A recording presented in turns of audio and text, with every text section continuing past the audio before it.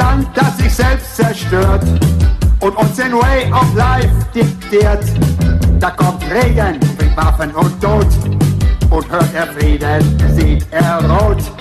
Er sagt als Präsident von USA, Atomkrieg ja, bitte doch und da. Osten, Polen, Mittler Osten, Nicaragua. Er will den Endsieg, das ist doch klar. Doch wir wollen Sonne statt Regen. Ohne Rüstung leben. Hello and welcome to another episode of the Minor Compositions podcast. Today we're joined by Martin Lang to talk about his new book, Militant Aesthetics, Art Activism in the 21st Century. So thanks for coming along, Martin. Hi, thanks for having me. Cool. So maybe as a sort of way to start, and it's sort of a nice general background kind of question. This is something I always like asking people because you always get interesting stories here. But if what you're looking at generally here in this book is the overlap of art and activism and how that's changing in the current century. Like, what brought you to that? How did you get there? What piqued your interest, or how do you go down that particular series of rabbit holes? Right. Well, I studied art at university, and I did a postgraduate course at the Cyprus College of Art, and then I was at Wimbledon College of Art for my master's, but really with a painting practice, which doesn't fit very neatly, perhaps, with my research in art activism. And even till today, I've kind of got two separate spheres of interest. But I was teaching on a foundation course and a national diploma course, so further education, like the courses that you do at art school before you get into university. And in 2010, I just got my master's degree, and the coalition government came in and talked about, trebling tuition fees, and there were student protests. And I mentioned it to my students, and I was team teaching, and the other lecturer laughed at me and said, "Yeah, like a protest is going to do anything." And I thought, wow, this is a real low, isn't it? Where even in an art school where we're supposed to be radical, people don't believe in the possibility of protest. And this really affects these students because they're under 18. So they haven't paid any tuition fees yet, but they could be lumped with £3,000 or £9,000. And then, of course, the following week, when the protest happens, students occupied the Conservative Party headquarters in Millbank, and they smashed the windows, and they're throwing fire extinguishers off the roof, and the police were completely blindsided by this. And I confess, sort of a little bit immaturely, I was quite sort of surprised and a little bit excited by this, because up until now, this kind of narrative of post-politics and the centre ground had completely dominated. So I don't know, maybe most of your listeners will be familiar with the Francis Fukuyama book, The End of the History, but there are some other kind of political things about post-politics and this centrist agreement, or what Tariq Ali in New Left Review called the extreme centre. So that happened. And then around that time, we had Occupy, and then the August riots in 2011. And it just sort of occurred to me that maybe some kind of radical change could happen politically, that it's not just, kind of new Labour politics is the best we can ever hope for.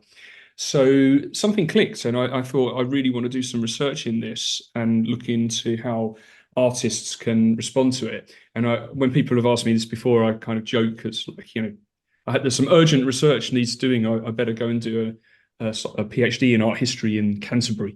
It doesn't sound like the most radical thing, but I am being self-deprecating insofar as I was genuinely kind of interested in finding out what kind of artistic responses could be involved.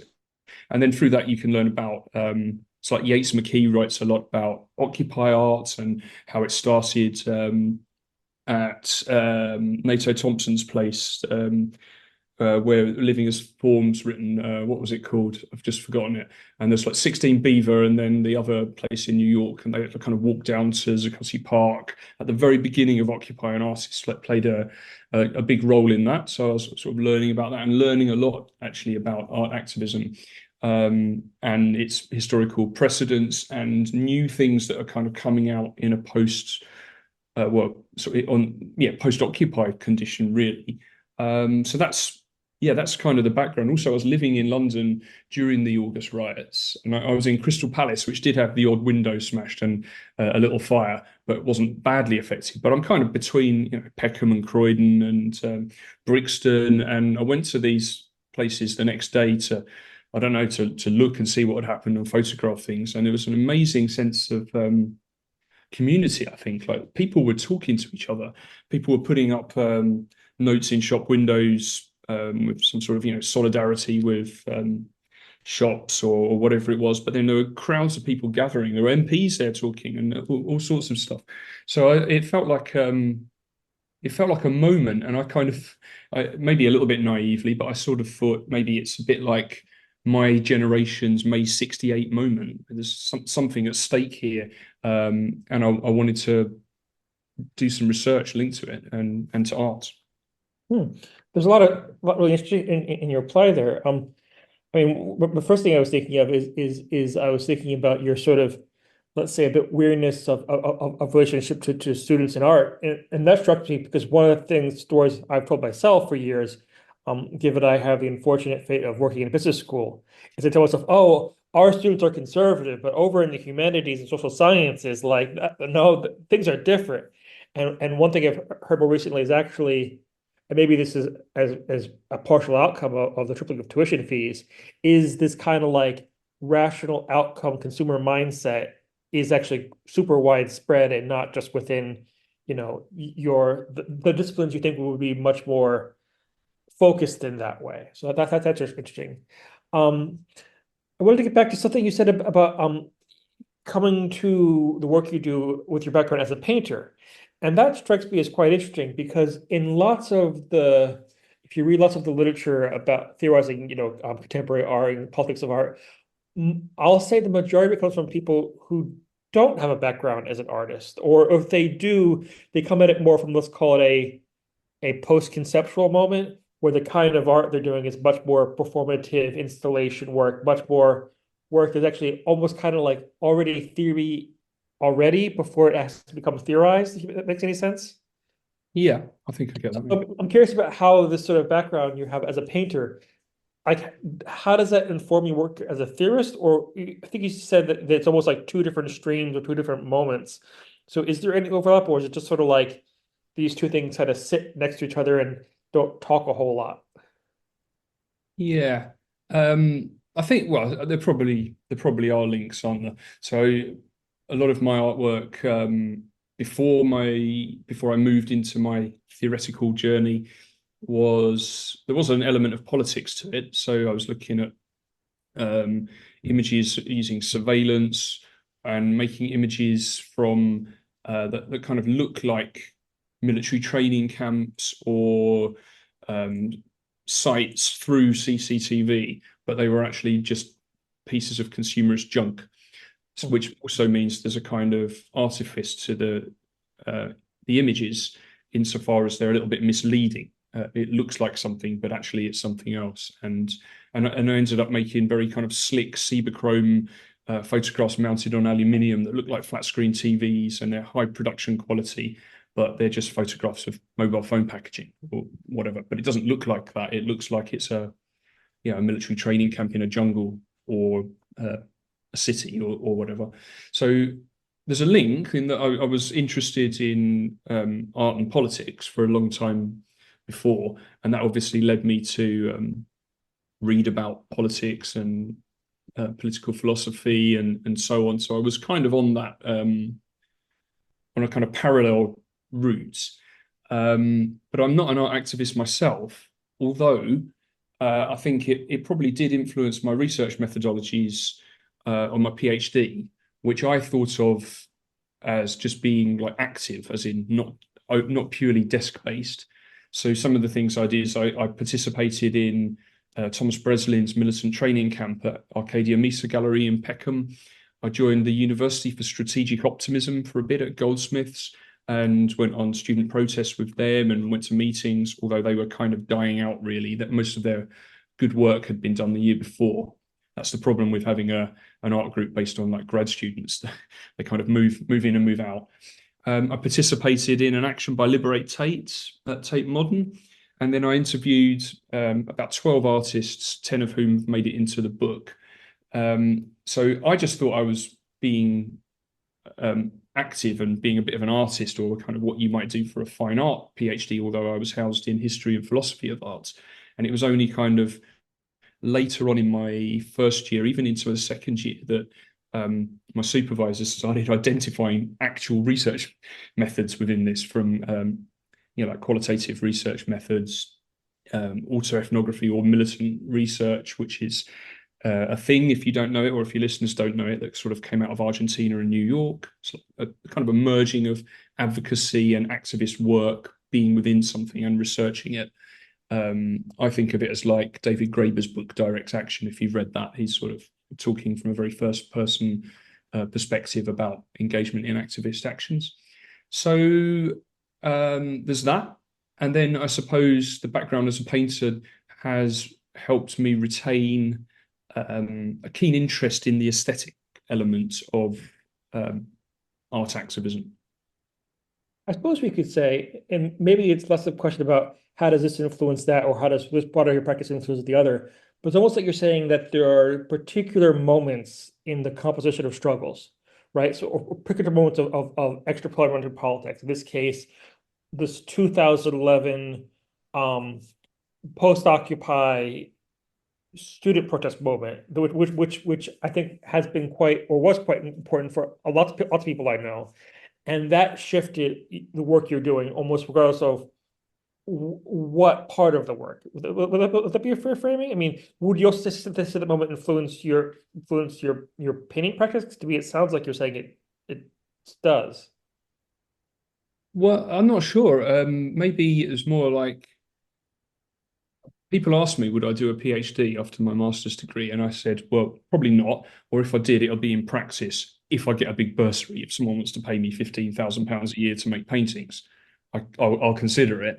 But then after this kind of moment, and specifically the August riots, something, I can't quite remember it really, but something sort of clicked, and I thought, no, I really want to do this, and I want to do like an art theory PhD. So I looked around and found all these quite good art history schools, but with people who are specializing in Cézanne or something like that. And I thought, oh, I'm not sure about that. And then I found at Kent that they had people specializing in contemporary art and politics and also philosophy of art, which is not the same as history of art. It's some art theory, I suppose. So it felt like a good, excuse me, it felt like a good fit, and it was. I didn't look back, and it was absolutely perfect. And I kind of really liked the fact that I could divorce it from my personal practice. So it wasn't about me. I was studying something else and how other people do things, although I was getting involved in it, and I may be an advocate for some of the things that I was studying. It was their practice, not mine, and I could carry on with a painting practice if I wanted to, that didn't have to be directly activist, or at least I don't see that as a contradiction. It's just two different things. So I kind of enjoyed that, and yeah, no, I don't think it's made my painting more political. Yeah, I don't.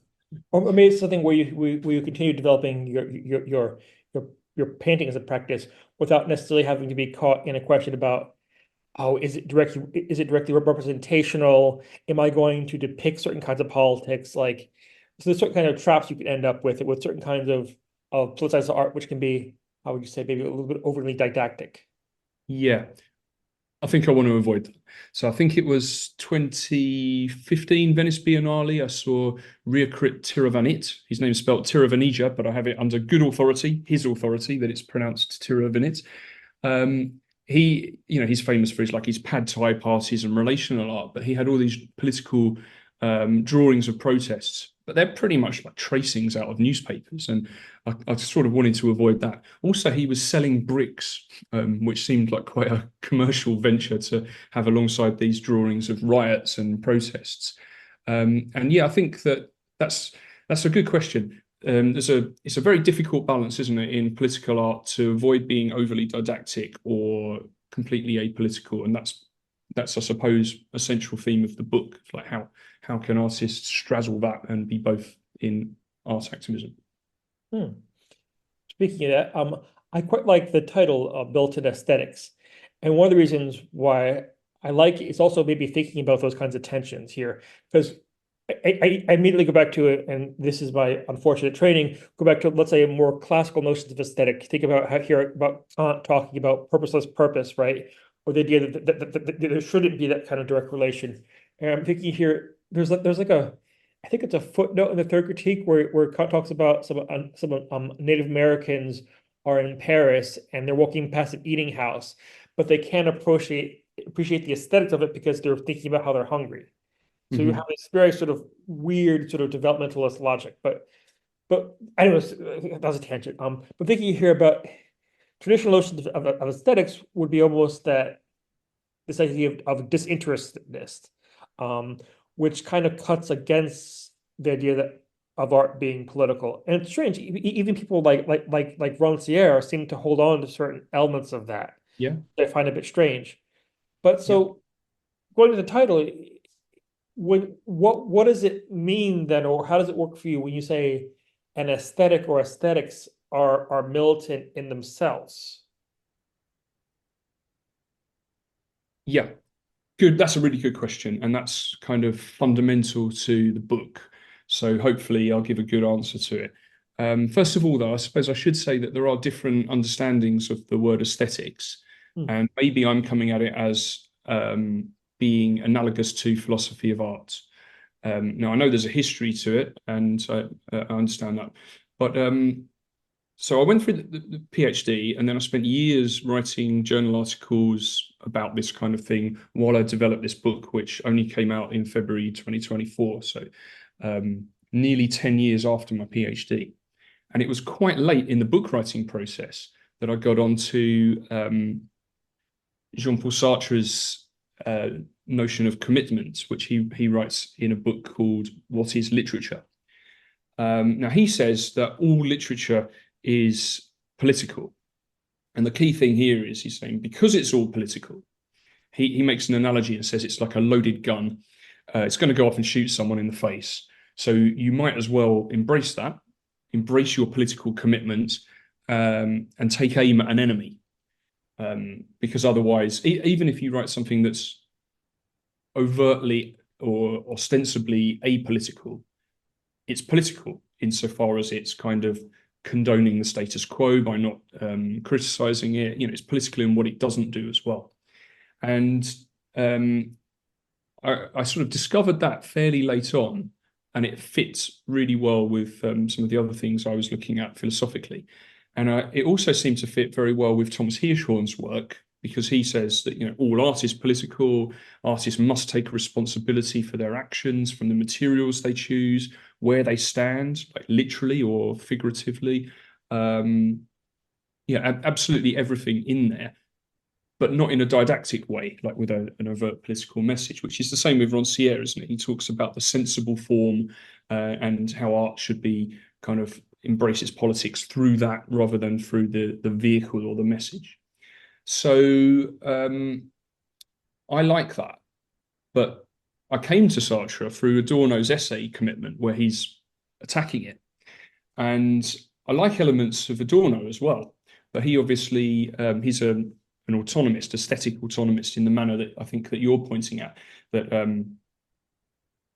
he also sort of thinks that all art is political, but insofar as it is this special thing that's disinterested and apolitical, there's a kind of politics to that, to be able to step outside of this direct political critique. So, well, my book, I think it started off about the title, didn't it? So the book champions art activists, and the really most militant kinds of art activists possible, people who set fire to police stations, for example, as an artwork. I kind of go, okay, that could be an artwork, why not? But it also militantly defends aesthetics. And that came in much later in the writing process. So I kind of got a bit excited about groups like Vojna, who set fire to police prisoner transport vehicles, upturned police cars. And if the listeners of this podcast don't know Vojna, they will have heard of Pussy Riot, who all three of the women who were arrested and sent to prison used to be members of Vojna. And their action in the cathedral in Moscow against Putin is almost a direct copy of an action done in a courtroom by Vojna. So there's a very, very clear kind of link there. And I was kind of taken away with this and thinking, okay, this is radical, this is different. People are calling this art. They're winning art prizes. They're curating the Berlin Biennale while they're wanted by Interpol and in hiding. And I managed to interview them at that time somehow. They got hold of an email address and they agreed to do it. But I'm of the opinion that art activism has to have both elements. It can't just be activism called art or whatever. There must be some kind of aesthetic or poetic element to it. So I'm not saying that I'm like questioning these examples in a kind of conservative way, saying, well, why is that art? I'm kind of saying, fine, it's art, but why is it? I'm kind of just interested. What's the formula almost here? What's the X factor? And then I found that so Adorno seems to be saying that committed art's bad and that it should all be completely autonomous, purposeless, disinterested in the way that you're hitting at. But then I found there's two like throwaway lines in there where he uses the word tendency. And one of them, he says, committed art's got an advantage over tendency art in that it's not so didactic. So I had to try and figure out what he meant by tendency. And if you go to the German original, it's he uses the word Tendenz, which can be translated as tendency or tendentious or propaganda. And Marx even uses the term Tendenzkunst, Tendenzliteratur, for kind of propagandistic, didactic kind of art. So I kind of pull apart his schema and make the case that it's actually a tripartite schema rather than a dichotomy between autonomy and commitment. And I align it to something in the something called the ethical criticism of art, which comes from analytic philosophy, which us artists don't know about.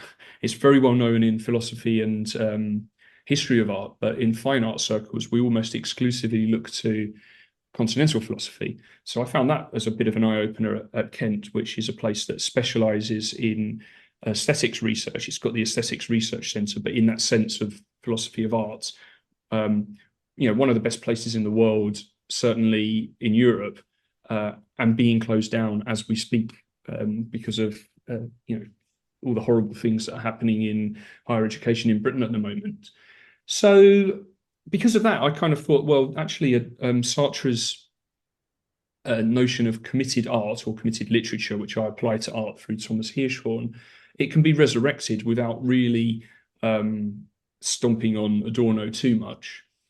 And it needs to have both those kind of extremes. It needs to have aesthetic autonomy and it needs to have a political commitment, but without either one of those dominating too much that it becomes very conservative aesthetic art or overly propagandistic, so that the artistic element is only used for political gains, a bit like in, say, Soviet socialist art and propaganda. Although there are people who debate that Soviet socialist art is only propaganda. There are other aesthetic elements to it, which I accept, but as an example, it works. And then Rancière comes in because he talks about something called a double effect, which I interpret as a kind of dialectical tension between those two things. And that's what constitutes a new kind of aesthetics, which we could, for my purposes, we could call art activism, but it might be all political art, maybe for Rancière, something that kind of straddles the, there's an interesting artistic interplay between the message of the artwork and its form, its formal properties. I like the way you talk about it as a kind of tension, because in a certain way, I think it's a kind of question that never actually ever gets resolved. There's always going to be a sort of tension between, let's say, aesthetic autonomy and political commitment. But the question is less like, how do you solve that, more of how do you make that tension productive and useful, and how does it play out in ways which work well, rather than just being something that has to be solved. That's a brilliant way of putting it. I really like that. Yeah, I agree with you. Like some people, as soon as I kind of go into this aesthetics versus ethics kind of debate, go, oh, that again, because it's been done quite a lot. Whether it's like an argument between Claire Bishop and Grant Kester in Art Forum in 2006, and then continuing through their books, The One and the Many, Grant Kester's in 2011 and Claire Bishop's Artificial Hells in 2012, or whether it's through philosophy of art, analytic philosophy of art, or Rancière, or whatever. It is kind of done to death. But the fact that it's not resolved kind of, it interests me. I like the fact that there's this paradoxical thing here. And I draw Rancière's roots back to Guy Debord and the Situationists via an American theorist called Jean Ray, who I think is based out in Switzerland. Because he terms it a double movement, which I thought sounded very much like Rancière's double effects. And he kind of interprets Debord's kind of trying to place situationism in a kind of dialectical tension between Dada and surrealism, I think. Anyway, I really like that, and I like the way you put it, that it's not something that, like philosophy of art's it's great because we can't even agree on what art is, but we do actually agree that art is a thing. We have a concept of it. It's just that we can't define it in such a way that everyone's happy. So it's kind of fruitless and pointless, and that's an accusation levied at a lot of analytic philosophies. It's very kind of concerned with minor pedantic points almost, but the rigor of it is really useful to kind of complement some of the interesting things that come from continental philosophy, I think. So I had another point. Where was I going? So you can either look at it and sort of go, oh, that again, or you can use it and resurrect it in certain ways to ask that question that you just did, which is, well, how can we productively use this tension? Or so that's prescriptive, or it could be descriptive. Like, there are these artists, how are they doing that? Why is this art not just activism or whatever? And where is that tension, and how can I eke that out and understand the work on a deeper level? Well, it kind of reminds me of years ago reading the debates on aesthetics and politics between Lukács and Adorno in the 1930s, which I remember finding funny when I first read it, because it basically comes across as being like a listserv flame war, only it's very slow because it's in a journal. And when you read that, I almost think if you wonder who wins the Lukács-Adorno debate, for me it'd be Brecht, because Brecht kind of like sidesteps the debate and says, "Yeah, it's nice, lads. I'm just gonna go over here and do this anyways," and almost keeps playing with that tension and does something with it. And I guess that gets the question about almost like, rather than thinking about it again as something solvable, it's almost like, what does describing a kind of activist practice or aesthetic practice as art, what does that actually do socially? And how does that change the sort of interactions around that practice, rather than, it's almost like the definition isn't the important thing. It's almost like what it does to the social relations of people in the situation. Yep, absolutely. I agree with that, and I disagree with it a little bit as well. So Nato Thompson wrote this great book, which is based on, it's like an exhibition catalogue called Living as Form. And he says, don't look look at definitions, look at what it does. That's the important thing. And he writes about all of these some really great artists in there that ended up making their way into my book. So I'm really grateful to him. He's done a good job. But he also picks things that are absolutely not art and just analyzes them aesthetically as if they were. And that kind of irks me a little bit, because there is something in there that's it is important to me that it's whether it's art or not. So he talks about like spontaneous, what's the opposite of a protest? Like people coming out onto the streets when Obama was elected, and he treats that the same as an artwork that's, I don't know, protesting something or whatever. I get his point, and it's interesting. And some people like he and Grant Kester sort of aggressively set out to attack anyone like me who's saying, well, yeah, but what about the aesthetic element? Because they see that as a very traditional view of aesthetics that is like a handbrake that prevents some forms of radical art coming out. And I contend that. And I in the book, I kind of take a list of things that Kester says are bad about avant-garde arts, where artists lead by example, and it's kind of hierarchical, and they're not community-based, and all of this. And I take it as a list and say that's kind of a blueprint for militant art. So that's not to say that the opposite isn't art or isn't good. It's just to say that this could also be a kind of art. There is space for artists to lead by example, as well as these more kind of egalitarian community-based practices. But it's interesting, because one of the sort of, what I'll call it, like the classical gestures of the avant-garde is, oh, we want to subsume art into everyday life and almost dissolve it as a separate category. And that sounds cool. I mean, everyone likes that. But if you actually do that, you basically have the disappearance of art as a category in any meaningful sense.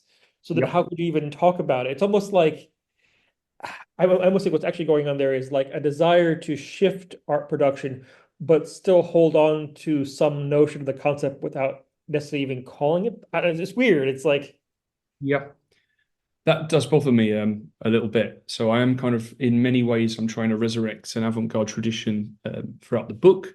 And of course, so Claire Bishop talks about post 89 participatory art practices as being a kind of third level of avant-garde. So the historical avant-garde that Peter Berger talks about, a neo-avant-garde, which is kind of contested because everyone's arguing about whether there's such a thing as a neo-avant-garde.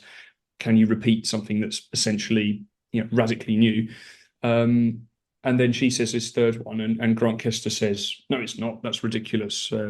It can't be. But I'm kind of with Bishop. But I do agree with you that you're making me feel a bit conservative now, because I like art. I don't want to abolish it as a separate category. So that's where I break with the avant-garde tradition, I guess.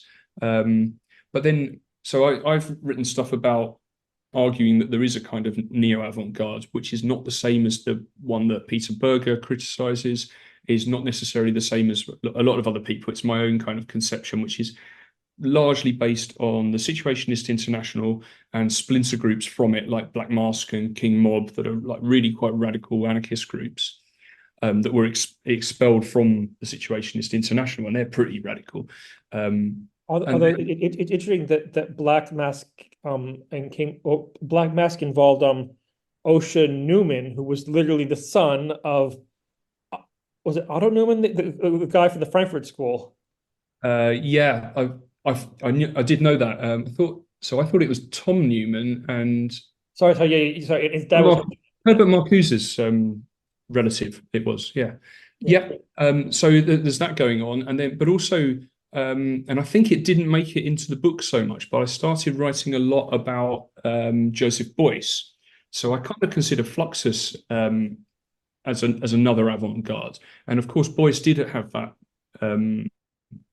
idea of merging art with life, didn't he? So he was looking at like art politics and triangulating that with education, and the idea of everyone's an artist really was, if you do things aesthetically, deeply feeling. That's like the root of the word aesthetics, isn't it? The opposite to anesthetic. Anesthetic numbs you. Aesthetics makes you deeply feel. If you do that, then everyday actions can be aesthetic, and you don't need art. And George Maciunas, the guy that founded Fluxus, he talks about replacing art with Fluxus. So it's this new thing. But I kind of. Yeah, I like art, and I'm not against that, and I don't want to burn down all of the art museums. I think even Lenin was a bit like that, wasn't he, with the prolet cult coming through and saying we need to produce purely new stuff, and he's like, well, I kind of like the Bolshoi ballet and the theatre and stuff, and I've got 150 million illiterate peasants I need to sort out. That's a lower priority for me. And there's a question there, isn't there, of whether bourgeois art can be appreciated by Russian serfs or not. And also Bishop's account of some of the truly egalitarian prolet cult style plays is really interesting, because she says that like workers put on big productions in factories, and they're all involved. It's amazing, like people actually getting involved, but it was all like amateur dramatics, and artistically, it's great that everyone's involved, and you might say that's a new aesthetic, but I don't know. On the other hand, you might take the view that artistically it wasn't so great. It was more the political element of getting people involved in art, or the arts was the triumph there, and I think I'm in that camp. What it reminds me of is, I remember years ago talking to my friend Jay Jordan, who's someone who was involved in the anti-road movements and Reclaim the Streets, the Clown Army. He's been involved in a bunch of stuff, and currently involved in the sort of ZOD anti-airport encampments in France. And we're talking about art, and Jay said that basically thinking about two main influences, which would be Subcondente Marcos and Joseph Beuys, and thinking about social sculpture as being a form that doesn't have to happen in the gallery at all. So things like a clown army or an occupation could be understood as forms of social sculpture. And there you have like interesting examples of where you have, let's say, tools and approaches that emerge from a more fine art or practice, but then sort of become part of political organizing. So, for instance, I'm thinking a great example, and this is something I'm putting on another book. If you go to the ZOD in Nantes, there's this big sort of like tower at the info shop welcoming center that is basically taken directly out of like a 1920s constructivist like theater piece, right? It's really lovely, but it's very much like you could tell things about like the history of constructivism and radical theater are informing a literal occupation, and it's not sort of like this. Yeah, it's taking those tools and using them elsewhere. Maybe that sort of gets to something you've already been touching on a bit, is like how do you understand talking about art activism and how that's differentiated from other kinds of activist organizing? Or is it like a subset or a framing, or how do you sort of approach that? Well, I situate art activism as a subset of socially engaged participatory arts, actually. So a kind of social engagement. And then what I term militant art as a subset of that as well. So it's like concentric circles. But I should say that, out of the artists that I interviewed, JJ was one of them, and he was absolutely brilliant, like an amazing set of references, without any notes, very, very knowledgeable, and spoke about, we were speaking about the bike block, which is, I came across it in Art Monthly when Gavin Grindon wrote about it, but it was originally the Laboratory of Insurrectionary Imagination had a commission at the Arnolfini in Bristol, and they used the space to train people in bicycle repair, which for some reason is an anarchist favorite pastime, apparently. Anarchists are always repairing bikes. But they train them to weld bikes together to make these like what he called kind of crazy war machines. So they'll have raised platforms, two bikes together, speakers on them, lights, and so on. and also trains the people in the participants in civil disobedience techniques, how to create swarms, how to distract the police, and so on. And then moved to the COP15 in Copenhagen, where there are lots of broken bikes, because in Copenhagen it's full of bicycles. And redid that with the what's it called, the Louisiana, isn't it, in Copenhagen? I think it was the art gallery. And as a part of that, JJ was telling me there was someone there who's kind of wrapping a bike in plastic to make it waterproof. And he's like, well, that looks horrible. And the activist says, I don't care what it looks like. I want it to be functional.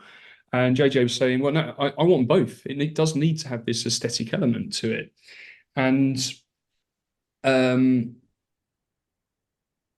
then spoke about Suzanne Lacey's 5 different levels of audience interaction, which, to summarize very quickly, is like, the people that you directly interact with, the people you're working with might be the inner circle, the kind of audience, people who write about it and read about it in newspapers. But then this final level that's kind of enters the realm of myth.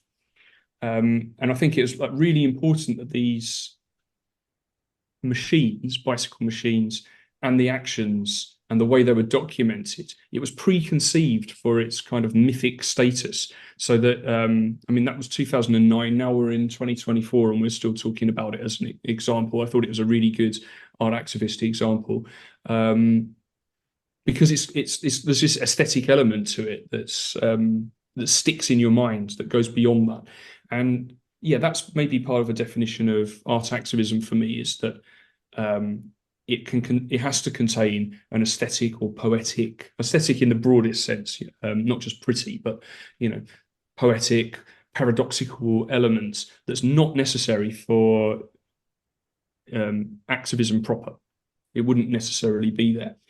Although, of course, activism itself has its own aesthetic in terms of its look. And I'm thinking of like maybe Just Stop Oil is a really good example because of their use of the color orange, whether it's tomato soup or powders or whatever. But I don't consider them to be art activists because, they don't really, they don't want to be considered art activists. They're just activists. They don't declare themselves to be artists. They're not really interested in being reviewed in art magazines, to my knowledge. Their goals are purely ecological and to get lots of press coverage. So although they have an aesthetic element, it's not that. And if I can give one other example, actually, I was thinking about this. It didn't make it into the book, but it's in a journal article I've written called Dangerous Artists of Caliber, which is about artists that shoot people as art or attempt to. There was do you remember there was a case in the Northern Ireland Assembly? A man called Michael Stone came in and was apparently attempted to assassinate Martin McGuinness and Gerry Adams. And then it kind of goes to the court pre-trial and he said, oh no, it was performance art. So although in 99% of the cases, if an artist just declares something to be art, I'm happy that it's art, but then I'm going to judge it. So it could be good art or bad art, but I'm not going to say it's not art. Whereas in this case, my initial response is, oh, come on. Like, you can't just try to kill someone and then get away with it, if you like, because it's because you declare it to be art. Well, so something like, oh, I'm influenced by Andre Breton saying the most Yes, exactly. surrealist act is to... Famously said that it's the most surrealist gesture is just firing a gun into the crowd, right? But then Peter Bond at Central St Martin's was summoned to a court case to give evidence as to whether this could be performance art. And I met Peter through like a mutual friend, and he was saying one of the questions was, don't you have to have consent from your audience for it to be art? And he was saying no. Like you could, if you think of like a flash mob, you surprise someone, right? That may be a kind of artwork. Or you could antagonize your audience. You could throw things at them, or I don't know, insult them, or do something shocking like the Viennese activists did, where you're chucking blood over yourself. No one consents to that. It's necessary that it's confrontational. And then I did a bit of research into it, and it's really interesting, the story, because he sets off from Hans Christian Andersen's sculpture, and he talks about it as being a fairy tale. Then when he gets there, he's got a knife, and they say, well, what have you got a knife for? And he says, it's a fisherman's knife. And Martin McGuinness's nickname was the Fisherman, and so it's like a symbolic gesture. And the bomb that he had, he claimed couldn't actually blow up, and it's really just a repurposed firework called a Fat Boy firework, and which is apparently what Ian Paisley was called. And he's saying these politicians need a firework up their arse. It's just a metaphor. And there were other things in there that kind of go through. And it's quite convincing, actually, that these might be pre-planned symbolic gestures rather than an actual attempt to just build a bomb and bring a knife in and kill someone. But then I suppose it hinges on whether that could explode or not. And I think, from memory, the court case, or the police, or the ballistics and firearms specialists dismissed that claim and said, no, that this is a real serious threat of a bomb, and I think he was convicted. But just philosophically speaking, it's one of those things that I'm kind of saying, if you just declare it as an artwork, I'm happy to take it as an artwork. And some of the gestures, especially if people say, like the Voyna Collective in Russia, are very radical, and I'm accepting those as art, but not this. And where's the line? And now I say it, I'm not 100% sure, but I don't believe this was a performance art piece. If you go to someone like Roger Taylor in his book, Art, the Enemy of the People, he basically says, art is whatever is socially framed as art, which in a way is highly reductive, but it's kind of true. And the question is almost like what happens by drawing that line. And I'm thinking here, about a minute or two ago, you're talking about how you wouldn't see Just Up Oil as being forms of activist art, but I'm guessing you probably would see a project like Liberate Tate as being activist art because of the specific way they're trying to frame themselves in that particular world. Yeah, absolutely. I completely do. They're composed of artists and activists, but they make gestures, poetic gestures. So a good example of that might be The Gift, where they took a wind turbine blade over the Wobbly Bridge, or the former Wobbly Bridge, to the Tate, and brought it in and sort of dumped it in the turbine hall, which in itself is a poetic gesture because it's a turbine blade in a turbine hall. But actually, the point was they found out that if you make a donation or offer a donation to the Tate, they have to debate whether to accept it or not. So by bringing a wind turbine blade in, and with their history of critique of oil sponsorship money in the Tate, they're kind of forcing a debate within the Tate about that through this poetic gesture of The Gift. And if you look at other things like the one where they do the walk through the BP art trail, they're wearing veils over their faces, and it's called parts per million because they're reading out the parts per million of carbon dioxide in the atmosphere as linked to specific artworks, which are chronologically kind of laid out. But it's a very performative gesture, like a funeral procession, and the readings, and they do it with all of their performances. I think they're pretty good. They've got they operate within a history of performance art. And that reminds me, I'm actually unfamiliar with the example you gave of art being whatever socially acceptable, but it's the same, isn't it, as Danto and the institutional theory of art, really. It's like, there exists a condition when Andy Warhol's Brillo boxes or Marcel Duchamp's urinal are accepted as art, maybe 50 years before it would have just been laughed at. And perhaps now we're in a situation where some quite radical examples of performance art in an art activist setting are not just accepted. I mean, they're winning big art prizes and being lauded and exhibited in art galleries. So, maybe it's not up to me to accept that, but maybe it sits within that kind of institutional theory of art. And something I learned from my supervisor at Kent is that there are other theories of art that try to define art. And one of them is called the historical theory of art, which says, well, if it kind of continues a tradition, if you can situate it like Liberate Tate in a performance art tradition, then it's art.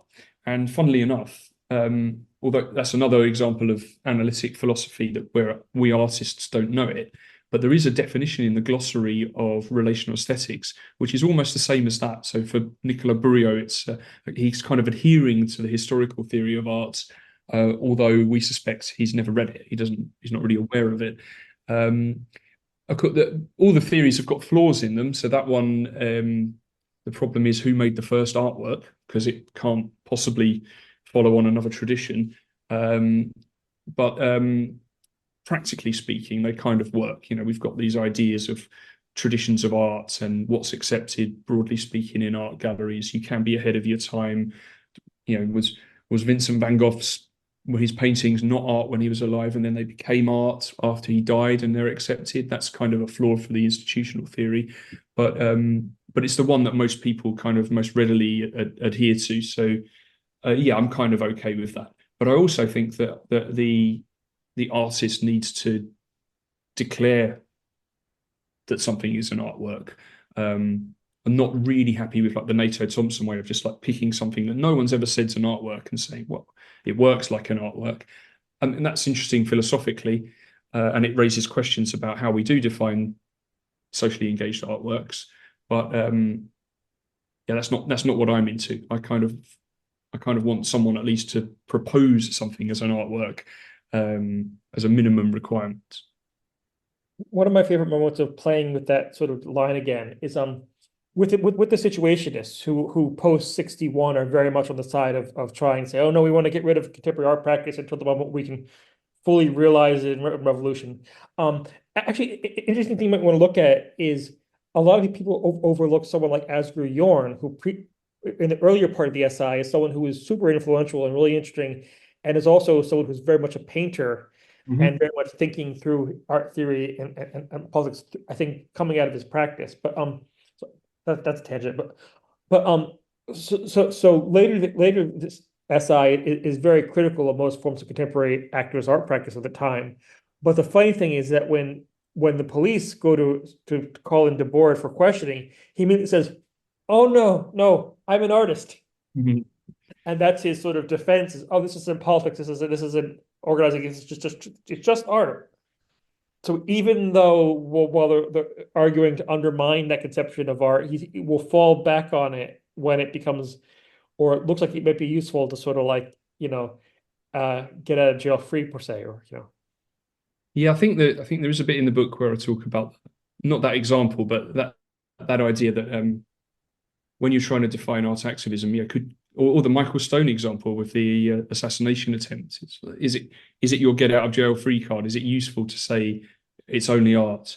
So there's an example of Paul Chan, who he went to Iraq just before the war, and he photographed lots of people, and he's kind of trying to humanize them, brought the photographs back, got loads of volunteers to put them up around New York City. And two of them were arrested and had quite a bad experience, because one of them was 7 months pregnant but kept in police custody for about 8 hours overnight. But then the police end up coming and knocking on his studio door. Plainclothes detectives come in and they're sort of questioning things. And he had a map that it was for a Republican conference, and it's kind of like doxing people. It's saying where they are, and it's kind of like, I realize I'm saying this just after an assassination attempt on Donald Trump, so it's got a bit of currency at the moment. It's like a guide to assassinating people in a way. And yeah, he also says, "Oh no, it's just an artwork." But when it suits him, he tries to separate his filmmaking practice and his activism. But then at a certain point, yeah, it's just an artwork. But also, it was published in Art Monthly. So if you look at that kind of institutional definition of arts, whether he says it's art or not, it was published as an artwork in an art magazine. Well, here I'm thinking about what's the Hans Hauck work where he documents the sort of all of the, is it like slumlords and sort of like people involved in the sort of military industry and their connections to art institutions and sort of oh, what's that called? Anyways, yeah. Yeah, I know what you mean. Yeah, and his sort of institutional critique. Yeah. And then there's the other, I haven't fully thought this through now, but the other level of connection is Liberate Tate are operating within that tradition of institutional critique. They're criticizing and attacking the Tate Gallery, who are all too happy for that to happen because that makes them look really tolerant, very cool. And then they've purchased some materials for the Tate collection. So it's a very kind of cozy relationship. But then again, they've dropped BP sponsorship money. So Liberate Tate can kind of I think they can hold their heads up high and say they have caused an impact in the real world. So the Tate said, it's got nothing to do with them, but it was after their Freedom of Information request for the artwork Hidden Figures. Quite quickly after that, they dropped BP sponsorship money. And I think Liberate Tate can hold their heads up high to say they've made some really interesting performance pieces as well. So why should they not be accepted into an art gallery? They've made some great art, but it's a kind of weird, cozy relationship. One thing I want to ask about is what would you see as being some of the bigger or more important shifts in contemporary art activism over, let's say the past 10, 15, 20 years? And here it might be interesting to think about also the relationship of our art activist practice and shifts in media and technology. Sometimes to me, it feels like, what's the word you use? You know, for websites, people talk about content which is search engine optimized, and it ends up creating sort of very generic, almost like pablum pre-digested kind of crap. Sometimes I feel like we're getting to the advent of like search optimized aesthetics, where it's almost like everything is almost like pre-thought of how it fits into a certain kind of mediatized environment, which I kind of get, but also kind of bothers me at the same time. Yeah. There's a guy, I think his name's Jason Miller, that wrote about Voyner and also some of the other artists I write about, like Women on Waves. I don't know if you know them, but maybe for your listeners, Rebecca Gompertz is a doctor.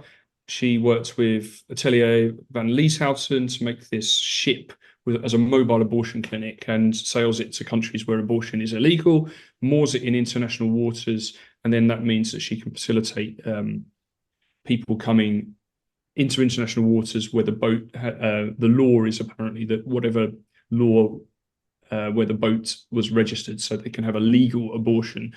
And both of those are, I pick up on in the book as being, potentially already composed for their later media distribution. So in a way, they're like this radical activist things that are, on the razor's edge of breaking the law, or in the case of the Voyner Collective, they absolutely break the law. And yet they're very media savvy. Like they know they're going to record it and they're going to have it made for its later distribution. So that's been happening since 2007 at least, even with these kinds of artists. But the shifts, I suppose, you'd have to say, well, you said 10, 15 years, maybe more recently, we've got the rise of big kind of social justice movements, haven't we? So, like the Me Too, BLM, trans rights, that seems to be massive, and ecological as well, with maybe not art activists, although I've mentioned Liberate Tate, and there are others obviously, but there's a rise in Extinction Rebellion and Just Stop Oil and those kinds of things.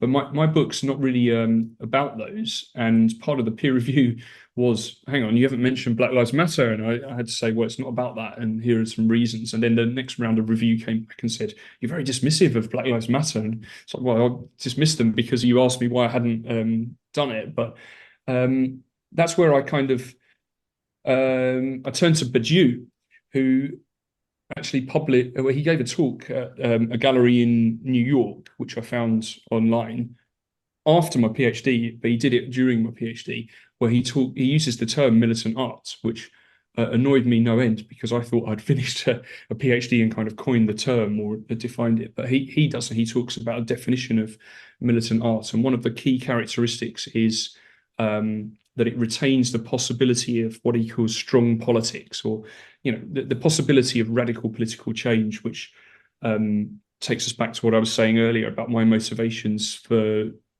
researching arts activism in terms of this break with post-politics, post-political consensus, centrist politics, and so on. And yeah, I'm of the opinion that the move towards more identity politics stems from a kind of post-political failure in a way, or the opposite. So maybe in the wake of the election of Trump, people on the left in America were kind of traumatized and couldn't believe this, because you're expecting this post-political centrist thing. So obviously that means Hillary Clinton's going to win. But then the left kind of starts to turn on itself, maybe like it's easy targets or low-hanging fruit, and it becomes more about, are you going to declare your fidelity to a particular cause, or are you going to out people who are suspected of not being morally pure even? And that moves away from a kind of politics of radical political change that looks at structural adjustments, I think. So maybe we could see a return to the anti-corporate capitalist movements that the Occupy movement came out of. And certainly the artists in my book are ones who look at targeting corporations, things like the UN, the COP15, the police, national governments, and so on. And that requires a belief that it's possible to have to imagine big scale political change, which a lot of the art world thinks is naive and impossible. Certainly, Badiou in Relational Aesthetics talks about that kind of in very dismissive terms, and says that the best hope is to form what he calls micro-utopias or microtopias. I can't remember if he contracts it or not, which are these kind of monastic communities where artists come together to artists and other middle-class people who are interested in art come together in galleries to do some sort of relational thing, but then they all go back to their jobs and safe in the knowledge that there's no alternative to corporate capitalism, for example. So it's been a long journey, and by the time the book came out, excuse me, all of these new sort of protest movement or social justice movements had come out. But I chose not to include those because they're not arts, they're social process movements, but there are groups like Decolonize This Place or Decolonize This Museum and MCL and so on. But they really didn't fit with my frame of what constitutes a militant art, which is based on Badiou. So that's for somebody else to kind of work on. Does that answer the question, maybe? Yeah, and that seems perfectly reasonable, and that you always have to draw a boundary around what you're doing, because you could keep going and adding more and more things. One thing I was struck by, when Trump got elected, I was right in the middle of, I was working with the artist G. Voucher, who's best known as being from the punk band Crass, and Trump's election was 3 days before the opening of an exhibition we spent 2 years working on. And one of the funny things is, a few months earlier to that, we had chosen the lead image for the exhibition, which was a painting she did called "Oh America," which is of the Statue of Liberty with her face in her hands, right? And in the wake of Trump getting elected, people started circulating that as a moment of shared sort of shock, grief, rage, whatever, in response to that election.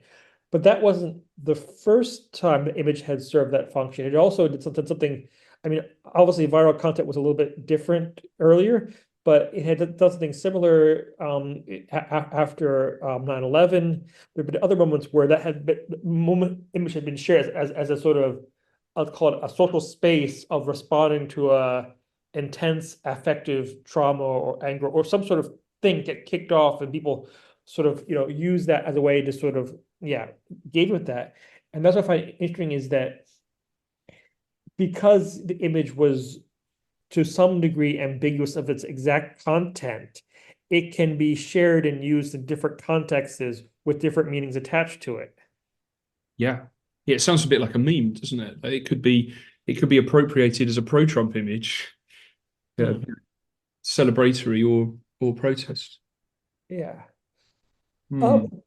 Maybe I'll probably ask maybe like one or two more things, but are there any sort of examples of contemporary art activist practice, perhaps ones which aren't quite so well known that you're particularly impressed by, or you just say, yeah, actually, people should pay more attention to what these folks are doing. This is really cool.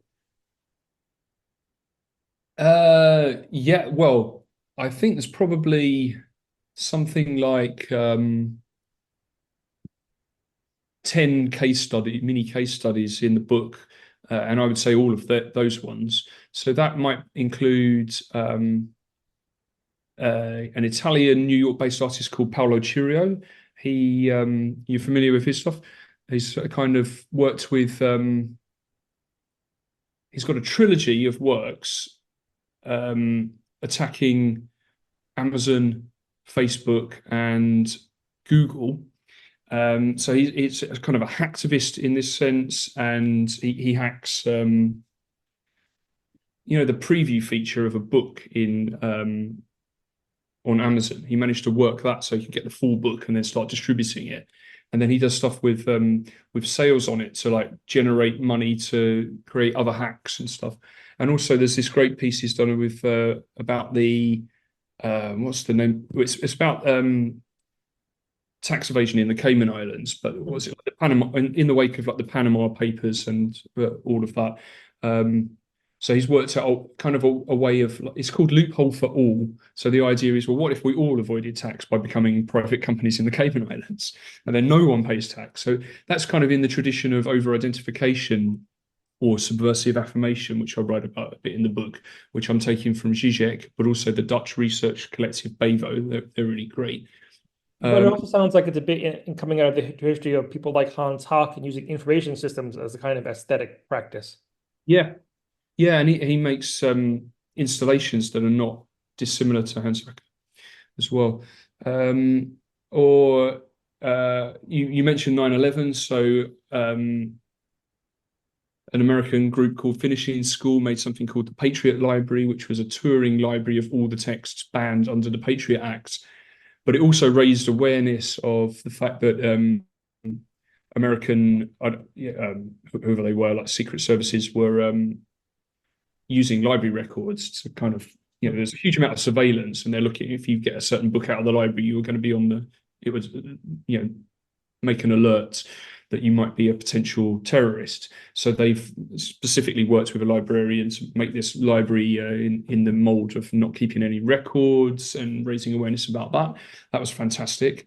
So I'm going back a little bit. I don't know where you mean by contemporary necessarily. The Laboratory of Insurrectionary Imagination with your friend JJ, you've got some fantastic stuff in there, and the splinter groups that came out of it. So if people are not aware, Liberate Tate came as it was one of the laboratory's experiments, they call it.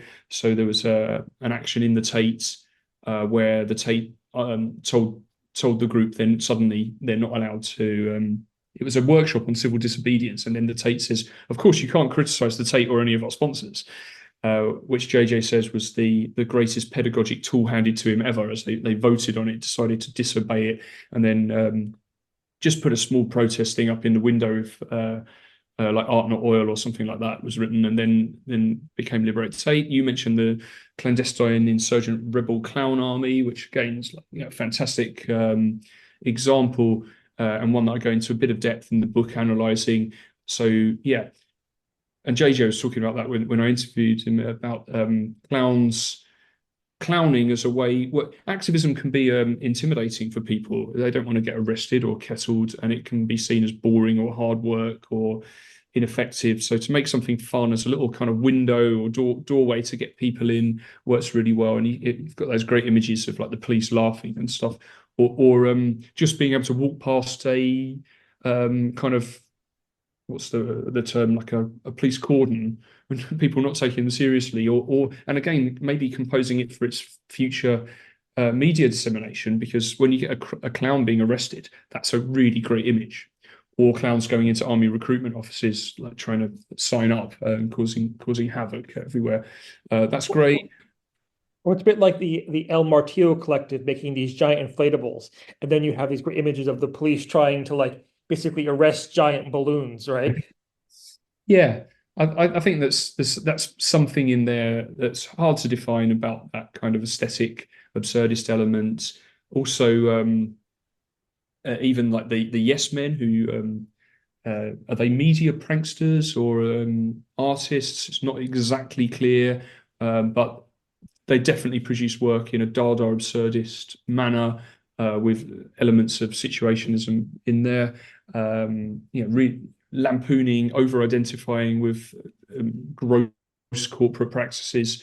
That's absolutely amazing. There's an Israeli group called Public Movement that I write about who set up these confrontational dichotomies in an artwork called Positions, where they just ask people to literally take a physical position and stand one side of a line or the other on something like, I don't know, Israel, Palestine, or whatever, anything really. But then they tour it, so you get different reactions in different geopolitical locations, which is really interesting. And it reminded me, actually, just anecdotally, when I went to the Anne Frank Museum, in Amsterdam, there was a temporary exhibition on like freedom of speech and ethical things, and you had a little remote control and voted, and then it showed the results of everyone in the room, and maybe like the first 3 or 4, it's like everyone's in agreement with me, and then suddenly you get somewhere you realize you're in the minority, and you really didn't think that you were saying anything controversial or out of kilter, but you can see that through an artwork like that with them. And although they're Israelis, they work with some far right groups. They work a lot in Germany as well. So that's kind of, they're an interesting group. And perhaps one of my favorites in the book that I've not mentioned so far is Etc. from Argentina. Absolutely awesome. So one of their most famous work perhaps would be the Miedazo, which goes all the way back to 2002, but they're still working now. Still making artworks of note. But the Miedazo was one where they got people to publicly defecate in a toilet and then hurl their feces at the Argentine Congress building where they were debating cuts. And then they moved away from Congress to attack banks. And it tickles me a little bit that I managed to get some funding in 2017 from Santander Bank to go out and interview these artists in Buenos Aires. So it's like a bank paying for me to go and interview artists that actually attack banks, which seemed fortuitous or poetic in some way. But they're the real deal. They're really funny. They use a lot of humor. They operate very much in an avant-garde tradition going back to surrealism. And it's really interesting reading other interviews and my interviews with them, how they definitely do want to retain this idea of strong politics and that artists can lead by an example. But then they're worried. I think they seem to be a bit worried though about how that's read in terms of not being hierarchical and non-egalitarian. So they sort of hedge it with how they work with people. But they're artists, and that they take control of their artwork. They take responsibility in that sense that I was mentioning from Jean-Paul Sartre and Thomas Hirschhorn. They do show works in galleries. That's another. There were two things perhaps that I thought I wanted to mention earlier when I was talking about the interviews and mentioned JJ. One is the use of galleries for art activists. Like, can they work? Can you show art activism in a gallery? And I got a range of answers from no, absolutely not, never, through to yeah, what's the problem? But most in that kind of, well, what do you mean by a gallery? Is it a commercial thing? Are you selling things, or are you working with a museum as part of a festival? And JJ was saying, well, you can do it like a what Public Movement call a pre-enactment. So you can use the gallery for its cultural capital, which is what the Laboratory of Insurrectionary Imagination did in the Arnolfini in Bristol. So you use it to plan an action that's going to happen out on the streets, or you could use it to kind of display the results of that in some way. So you have to do the real thing, and then something comes back into the gallery, which is what Gavin Grindon did with his Disobedient objects exhibition at the V&A, which received some mixed reviews, but I thought a little bit unfairly, like they were just the objects of these activist actions. And the other thing that came out of the interviews was I was expecting kind of a philosophical influence on these artists to come from like the French post-structuralist tradition. So I thought they would all be saying, I'm really into Deleuze or something like that. But actually the most common influence was Joseph Beuys. And that changed the course of my research a little bit, thinking, oh yeah, there are these people who are, you know, really basing it on art, not just on philosophy. So I've gone off a little bit one, haven't I? I think I've gone away from your question. I forgot what it was. That was good. I mean, one of the things I found interesting in the Disobedient Objects exhibition was that there was two layers of signage, right? So there was the sort of text written by sort of the curator, and then there was next to it there was a text written by the people who donated the objects for exhibition itself. So almost the self-narration. Now I'm not saying that's like a huge difference, but I think there is a shift to have people narrating their own productions as opposed to everything just being the voice of the curator. Yeah. And there was another level actually, which your listeners won't be able to see, but you can hear, which are these, I've got them in my office printed on the wall behind me. They're like instruction sheets for activist actions, and they look a little bit like a Haynes manual or so. So there's how to do the bikes that I mentioned earlier, how to create a shield for riots, but it's got the rights of man written on it with Thomas Paine. So you have like riot police beating the rights of man, or how to do lock-on devices so you can chain yourself to another activist or to railings, clandestine graffiti. So there's stencils in the bottom of a paper bag that you can just sort of carry around and do all of that, and many, many other things, including use of drones and tear gas masks and all of these things. So you've got something like you can use the exhibition to propagate dissent and ideas that people can take away in a kind of fun way as well with the aesthetic. I don't think I know who actually designed those, but they're great. They're really good. I refer to them a lot. Yeah. Cool. Maybe just one last thing. Are there any sort of like future projects or emergent projects or things you're working on you want to mention? Because that was a cool thing to have in here. Yeah. So there are two things I'm working on. One is a new book, and we're going through a revalidation at the University of Lincoln. So some of my modules that I'm teaching are being phased out. One of them, funnily enough, I've put on a YouTube podcast. So I've got 9 lectures up on YouTube podcasts, a series called Provocations and Imaginations, which charts a history of provocative, confrontational art activism, really, from 1909, which is when the Futurist Manifesto came out, through to 2009. That's happened already. Well, they're coming out every Friday. I think I've got 6 or 7 episodes out at the moment, so it's coming towards the end. But there's a book, which is another module that I do. So I'm basing the kind of lectures turning them into chapters, and that will have some of the things that are not in Militant Aesthetics. So it's based on a module called Cultures and Atmospheres. So I'm looking at maybe 8 different cultures and atmospheres that affect art. So things like the Me Too movement, BLM, and all of that is in that book. So it's going to be a short one, maybe well, I won't mention. I'm speaking to 2 publishers, but it may be like a 50,000 words book, which will be useful for anyone interested in art, but I'm kind of thinking like it would be a good little read for art students. And then I've got a new project I'm working on, which has a focus on post-truth and philosophical truth, sort of in the wake of Trump. And that you mentioned like technological shifts. So that kind of touches on, of course, things like deepfakes and AI and so on, which I'm using in some practice work that I'm doing, but it also looks in content at conspiracy theories.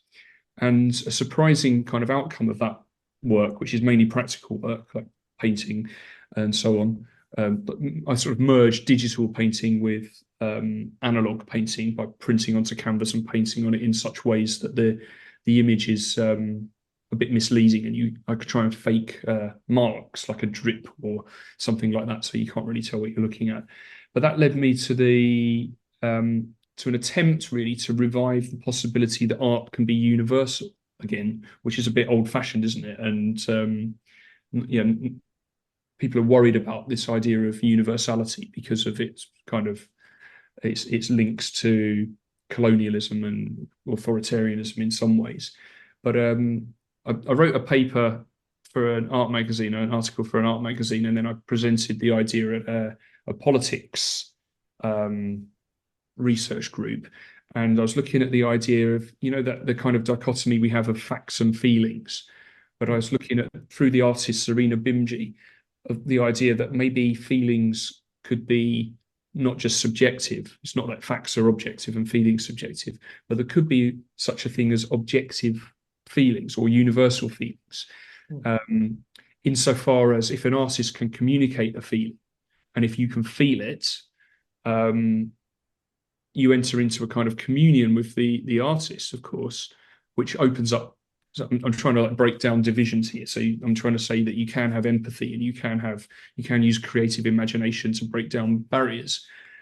But also, if you enter into that communion, you both understand this kind of feeling. You also enter into a communion with everybody who's ever felt that feeling, everybody who ever will. It's like exploring universal human properties and capacities. So I'm devising a research project with a colleague, Andrew Bracey, here at Lincoln, and we're hoping to get some funding to travel around and interview some artists who we intend to surprise with this kind of reading of their work, and then see how they react. And are they going to be appalled by it, or will they recognize it and say, yeah, that's something that is in my work?